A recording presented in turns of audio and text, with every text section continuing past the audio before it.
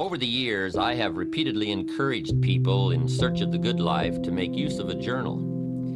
Invariably, at the conclusion of a seminar, a number of people are sufficiently inspired by learning of the effect journals have had on my life to start using one of their own. Unfortunately, inspiration and enthusiasm quickly fade in the face of all those blank pages. Instead of finding new answers to life, the journal seems to open a floodgate of new questions, such as, what am I supposed to write? Should I only write about business events? How often should I be writing? What kind of journal is best? Does spelling count? The purpose of these tapes, then, is not only to explore the incredible value of recording your life's experiences, but also to examine the endless uses and methods of keeping a journal. Hopefully, by the conclusion of this program, your questions will have been answered, and you will be confidently embarking on a new adventure in achievement with the vehicle of pen and paper. The first thing to understand about a journal is that it's your book. And because it is yours, you must be the one to select the size and style you feel most suits your needs and personal preferences. Like a favorite armchair, a journal must be comfortable enough that you will want to go to it often. You may, in fact, find yourself experimenting with a variety of journals over the years as your needs and tastes change. During the past 25 years, I'd be willing to bet that I've tried almost every conceivable system of capturing ideas on paper, from loose-leaf binders and file cards to dime store notebooks and hardbound volumes. I've had big journals and little journals, journals with lined pages and journals with blank pages, all of which met a certain need at a certain period in my life. And believe me, you too will undoubtedly go through half a dozen different methods over the years. And that's to be expected. As you continue to grow and develop, you will soon discover that last year's systems won't likely meet this year's needs. You see, one of the keys to success is flexibility. We must always be on the search for more effective methods to facilitate and accommodate new ideas. But let's face it, in the beginning, the only thing that matters is that you develop the journal habit. The journal we've included with this tape program may or may not be exactly what you're looking for, but just start using it. Like ordering Chinese food for the first time, the only way to find out which dishes you will or will not like is to try a few. By using this journal to get you started, you will not only develop the journal habit, but you will also discover in the process of using it what you like or do not like about it. Then when you've finished, you can always look for a journal that is more tailored to suit your specific needs.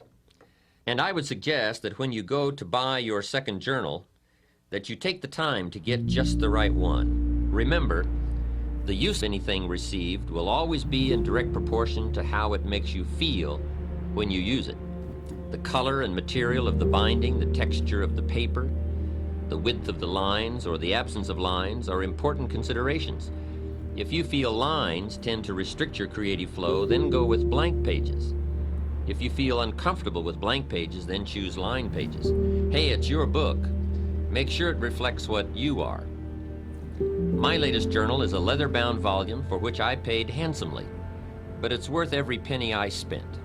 The richness and the smell of the leather in themselves are enticing. It's enjoyable just to hold it in my hands. And two, it's important to me to know that unique ideas are being stored in a suitable place. Somebody once asked me why I pay as much as I do for an empty book, and my answer was simple. I intend to put something valuable in it. Let's face it, you wouldn't store precious gems in an empty cigar box, so why put $1 million idea in a 10-cent book? Just one bit of advice, however. Bear in mind that a journal should be capable of going wherever you go. A journal that requires more space than your briefcase permits, or more room than your desktop allows for you, more often than not, it will be left at home, gathering dust instead of thoughts, and cobwebs instead of observations. But let's get to the heart of the matter. Buying a journal is the easy part. The real challenge lies in filling it up. And that's what we want to deal with now. what should go into a journal if it is to have meaning and value in your life? Perhaps the best way to answer this question is to consider the purposes and functions of a journal. Once the matter of why we should write is clear, then the what we should write will become immediately apparent. There are so many functions performed by a journal that I could conceivably spend the remainder of this tape and a half a dozen others discussing them. But since more important than listening to my reasons for why you should be keeping a journal is getting busy actually using your journal, I'll try to limit the list and merely highlight some of the majors.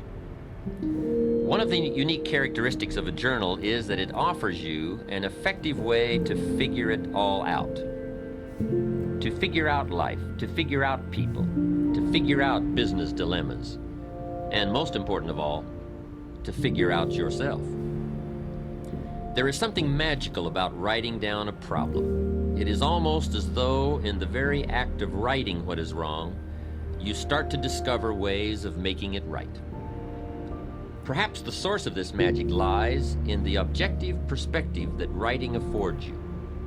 Even though you are describing your problem, your challenge, your life, your uncertainty, and your indecision, the fact that you are writing about it, as opposed to mentally pondering it, creates a space between you and the problem.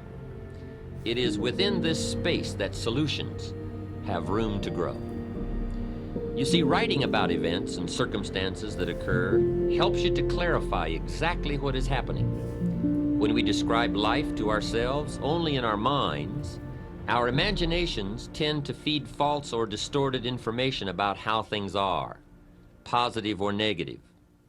When we describe a situation in writing, however, we become more factual, more accurate, and certainly more realistic. Then, as we reread what we have written, we create a new picture in our minds to replace the distorted picture we have been working with. And once we finally see things as they are, rather than as we think they are, we can then see our way clear to make them better. At the conclusion of this program, you might in fact want to use this process to get your journal started. Write about a current dilemma you are facing. Perhaps it is a personal problem, a business matter, a family issue, or a financial problem. Whatever it is, take the time to capture it on paper the way it really is. But remember, writing out the problem is only the first step to creative problem solving and effective decision making. The next step is to carefully analyze what you have written. Here are some of the key things to look for. First, exaggerations or distortions of the truth.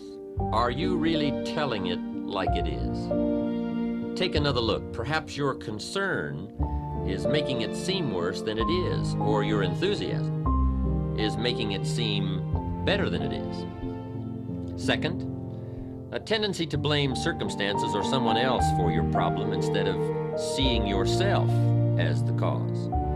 You see, most of our difficulties are the result of either failing to do what we could have done, or in doing in haste what we should never have done.